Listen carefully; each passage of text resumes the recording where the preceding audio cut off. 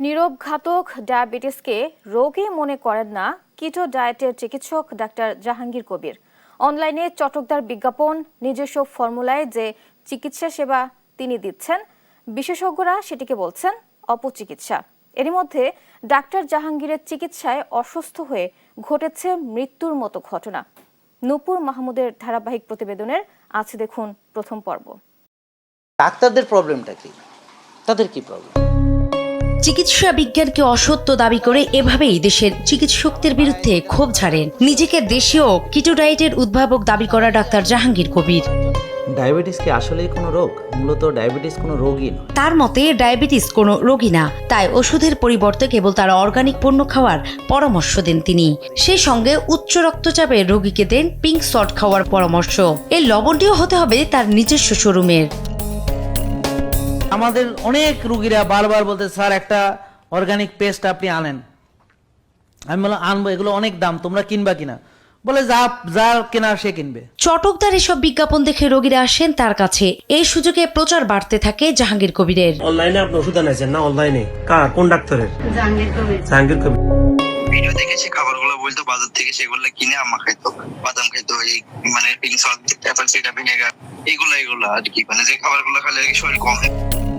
মুক্তি নামের একজন ডায়াবেটিস রোগী দীর্ঘদিন ধরে চিকিৎসা নিতেন একজন ডাক্তারের কাছে। জাহাঙ্গীর কবিরের বিজ্ঞাপনে মুগ্ধ হয়ে চিকিৎসা নিতে যান তার কাছে।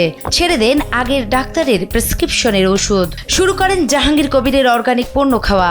7 দিনের মাথায় মুক্তির বমি শুরু হয়। অবস্থা বেগতিক দেখে বমির ওষুধ খাওয়ার পরামর্শ দেয় ডাক্তার জাহাঙ্গীরের কল সেন্টার। যেহেতু লং টাইমে আপনাদের খাবার খাইছেন ম্যানুয়াল, এখন হঠাৎ করে যেহেতু অন্য একটা খাবার খাচ্ছে, হয়তো পেটের সমস্যা হতেই পারে।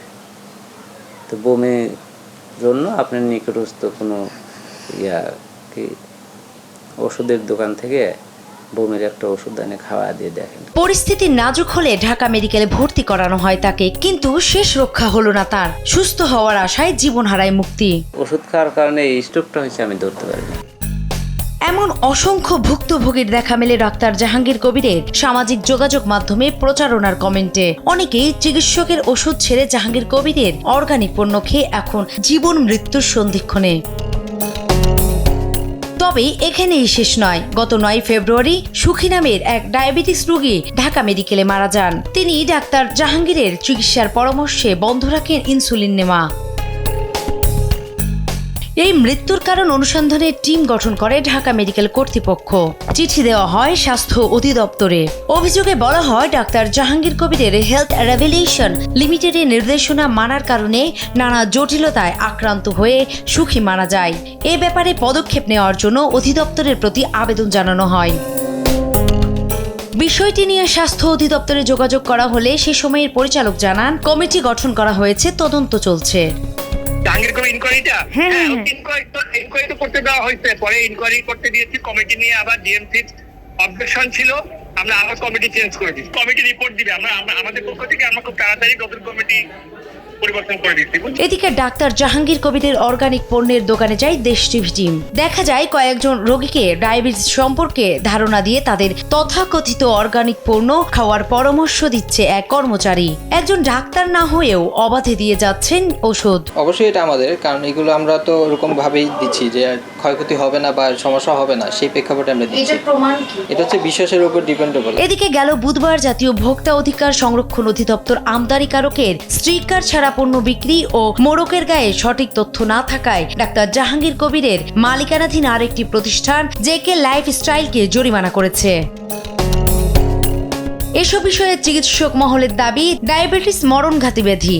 নিয়ম মেনে না চললে সময় মতো ইনসুলিন না নিলে মৃত্যুই শেষ পরিণতি হয় রোগীর। ডায়াবেটিস একটি দীর্ঘমেয়াদী রোগ, বা বলতে পারেন যে এটা একটা সারা জীবনের একটি রোগ, এবং অবশ্যই এর জন্য চিকিৎসার প্রয়োজন আছে। বিশেষজ্ঞ চিকিৎসকরা বলছেন এসব মৃত্যুর ঘটনায় যথাযথ তদন্ত দরকার। আমরা প্রতিনিয়তই পাই যে এই ধরনের নন কনভেনশনাল চিকিৎসা করতে গিয়ে মানুষের কিডনি খারাপ হচ্ছে। একটা ভিডিও দেখে খুব উদ্বুদ্ধ হয়ে আমি চিকিৎসা নিয়েছি, এখন আমার তো অবস্থা খারাপ। গভর্নমেন্ট প্রমাণ করবে, গভর্নমেন্ট তদন্ত কমিটি করবে, আমাদেরকে তথ্যগুলো দেয়া, সরকারকে সহযোগিতা করা এবং বাংলাদেশের স্বাস্থ্যসেবা যেন স্ট্যান্ডার্ডাইজড হয় সেটা সরকারের দায়িত্ব।